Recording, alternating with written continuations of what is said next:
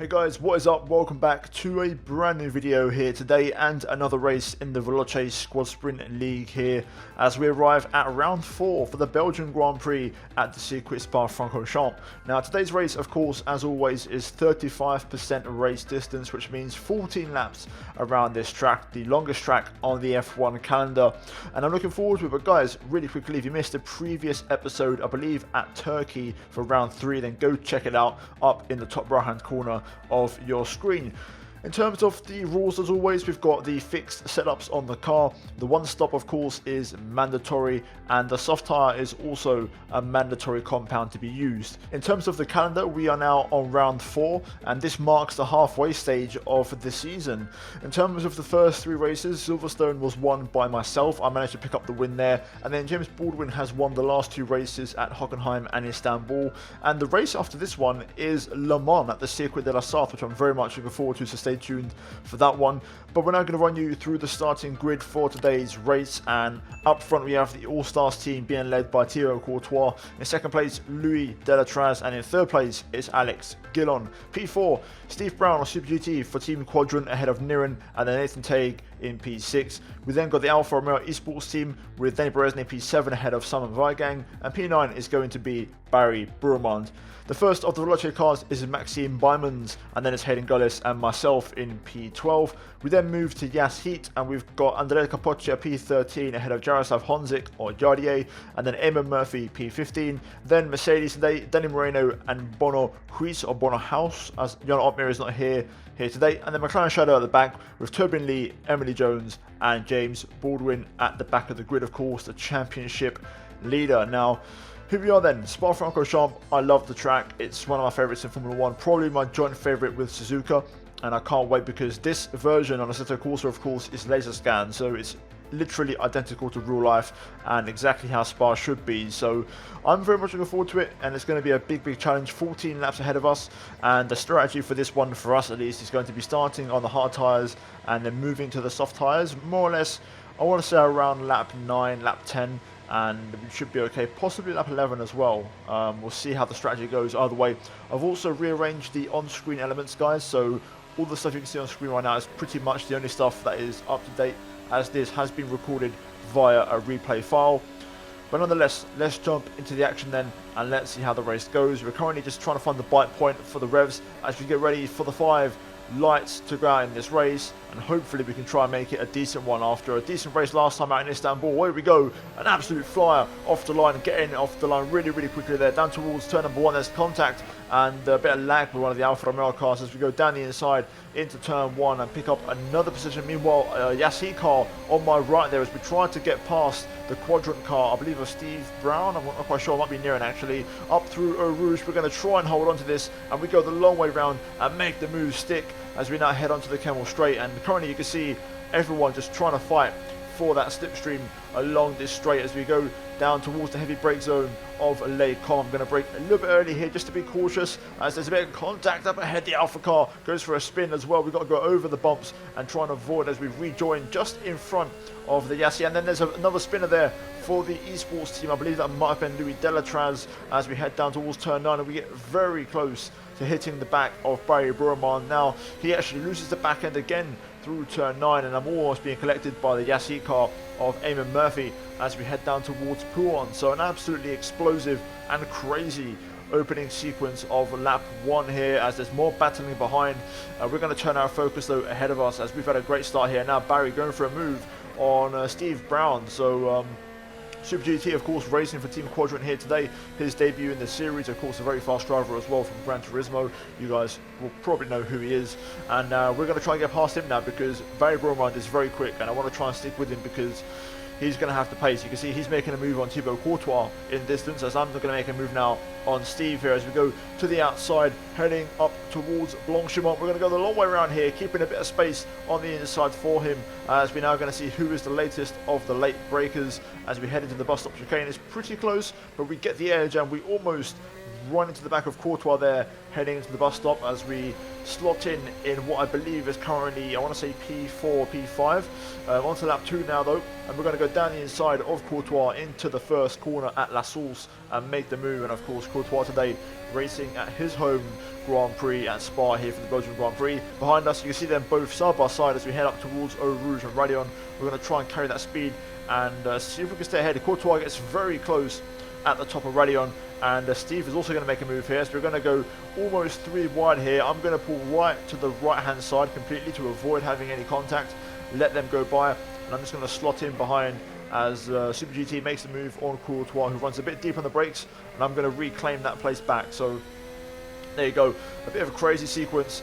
The first lap and a half really pretty much 100 mile an hour, but we're through, and I believe we're settled in P5, so not bad at all. I believe Alex Dillon out front leading right now. We've got Nathan Tague in P2, Barry Bromond P3, Steve Brown of course P4, and we're P5 ahead of Danny Berezne, who is now the car behind us. The 2-time world champion, of course, the defending champion from last year. He's much more on pace here today, and I realised that he was fast, so I had to get this move done, and we're going to try and get past Super GT on the Camel straight here and make this move for P4. It's up ahead. There's more action as Barry goes for a move, I believe, on Nathan Tague. We're going to just about edge ahead, and we're going to take P4 away from Steve and make a nice little move there into Les Combes. And we can now go forwards and turn our attention once again back to Barry. So we're going to try and see if we can hunt him down. We've got Nathan Tague ahead of us here for Team Quadrant, and I believe he started on soft tyres, so he could be in pretty soon. I think this is the end of lap 3 now. And Nathan actually does pit, to be fair, so there you go. That's going to give us a net P3 now in this race, as we've got Barry ahead of us, and then Alex Dillon still up front for the All-Stars team, also on soft tyres, I believe, as we head on to, I think, lap 4 of the race now. We then cut on to lap 5, so a lap later, and Barry makes a move on Alex Dillon, and in the meantime, in the process, Alex actually gets caught out. I believe he spun the rears because his tyres were gone, and had a spin at Les Combes. So we're going to move up to P2 now, and Barry is in the race lead for Alpha. So yeah, pretty much it was that was the story of the first stint. There was no more action really, and we did about another 6 or 7 laps, and it was Barry, myself, and Danny Berezne in a 1-2-3. Berezne is going to stay out for 1 more lap, so we're going to try and hopefully get a bit of an undercut and extend our lead to him. Barry's going to pit, and it's going to be equal pit stops for both of us, as we're going to box for a set of soft tyres, and so will he. And I believe we're currently, I think, lap 9, if I want to say correctly, lap 9, maybe lap 10. So we've got about 4 laps to go. And yeah, pretty much the first stint was about surviving, you know, getting through the traffic, and then me and Barry were actually identical for lap times in the hard tyres. We was literally set the exact same laps. We rejoined though, and I think this is like P6, P7, and we're just behind Bono House for the Mercedes, of course, Esports team, and we've got a lot more grip. He's on old hard tyres. We've got fresh soft tyres on this car, and we're going to try and get past very quickly here. So you can see Bono running a bit wide out of Stavler. We're going to try and slot in through the slipstream and make a move along the back straight. You can see here getting a really nice toe as we pull to the left hand side.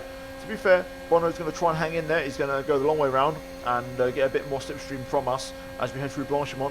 And will he re-challenge into the bus stop? Maybe he will, as he goes to the outside, but he doesn't quite commit under braking. So there we go, we're through. We make the move stick, and actually Bono pits. So there we go, job done. And at this stage, pretty much everyone had pitted. So the normal service had resumed. Barry led the race. I was P2. We actually pulled a bit of a gap to Danny Berezne, above about 5 seconds. And the race kind of went a bit flat, but then suddenly, this was the last lap of the race, and I saw this in the distance. This is Barry Bromond right now, and heading through Les Combes, his soft tyres were starting to fade, and so are mine. But you can see here, Barry makes a mistake. He goes into the wall. He's going to pick up damage from that, and he's going to be on the back foot, because here we go now through Les Combes. We've got the run, and on the very last lap of the race, we have a huge opportunity here to try and pick up a second win of the season as we get a bit loose through turn 8, just struggling for grip here as my tyres have absolutely hit the cliff, and pretty much me and Barry are both just trying to survive at this stage of the race. But I'm trying to put the pressure on. There is a lot of dirty air though, especially through Pouan. You can see here I'm just getting so much understeer, and I just can't keep up with him. And even though Barry's got damage, damage is capped to 20% maximum on this, so the worst ways, the worst possible damage won't be that bad. But nonetheless, it should be off the pace, but unfortunately I just can't quite get close enough. You know, the dirty air is really affecting me. I can't get any traction on my worn tyres, and I hoped I could get a run here, but I'm just a bit too far away to get any kind of slipstream. Unfortunately, and as you guys know, there's no DRS or manual ERS controls in this car, so therefore we're kind of just stuck with this straight line speed, which is not enough. And as we head into the bus stop chicane, I'm going to try and go very, very low on the brakes here, but again, I just don't quite have the tyres for it. And yeah, overall, we didn't quite make it, but Barry's going to pick up the win. We're going to make it P2, and we're going to make it another podium. So our first podium since the first race in Silverstone, after we finished P4 last time out in Istanbul. And overall, a great day at the office as we head down towards turn 1, and we're going to commence some donuts with Barry. So a bit of post-race fun, you could say. But yeah, decent result. And the good news is, Jan Artmir did not race today. He was not attending. And also, James Baldwin only managed P10. So it's absolutely massive for the championship. It's a shame I wasn't able to get the fastest lap or win the race, because those points could have been absolutely crucial for us. But anyway, looking at the final top 10, Barry Burman picks up his first win of the season. We finish in second place ahead of Danny Beresne, who has a much better race here today. Jardier P4, fantastic performance from him, ahead of Eamon Murphy, who finishes in P10 for the second Yas Heat car. Summer Vigang P6, so all three Alphas in the top 6 here today, with Danny Moreno P7 ahead of Bono House. Then we've got Alex Gillon P9 ahead of James Baldwin, who wraps up the top 10. So in terms of the constructor standings, 3 Alpha cars in the top 6, and 2 Yas Heat cars also in the top 5. So it's not going to be good news for us, and also Mercedes, to be fair, not scoring big points today, so that's going to really open things up a little bit as we look at the second half of the table. Worth noting, my teammates Hayden and Maxime finished in P16 and P19, as Louis Delatraz unfortunately DNF'd from the race here today. But anyway, we now look at the driver standings, and because James only scored 1 point and we finished on the podium, it's opened things right up once again, and James currently has a 9-point lead over us heading into, or pretty much we are now officially at the halfway stage of the season. Eamon Murphy is 7 points behind me. He's having a great season so far, and he's 1 point ahead of the new race winner, Barry Burmond. Jan Artmir P5 at 37 points ahead of Jardier. Bono, Danny, Simon and Nathan round out the top 10, but it's getting pretty competitive, and I've got to say, anyone from James all the way down to possibly Jan Artmir, you know, I think that top 5, anyone could win it, because they're the most consistent drivers on here. So it's going to be really, really spicy heading forward into the next 4 races, the final 4 races of the season, and the next one being, of course, Le Mans, which I'm very much looking forward to as we look at the constructor standings of the team's championship. And Mercedes lead by 4 points over Yas Heat, and Yas Heat are 3 points ahead of McLaren Shadows, so the top 3 covered by 7 points. And then you've got Alfa Romeo, who of course, once again, all 3 cars in the top 6, which meant they scored some big points here today, and they've got themselves back in the mix as they are P4.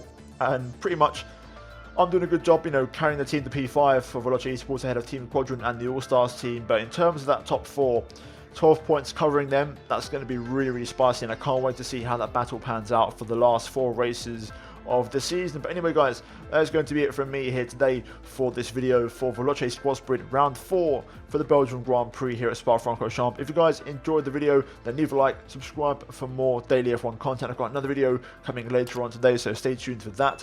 And thank you as always to the members of the channel for, you know, supporting. I really, really appreciate it. And finally, check out the 2 videos on screen, and I'll see you guys next time for another video. But until then, take care, and it's goodbye from me.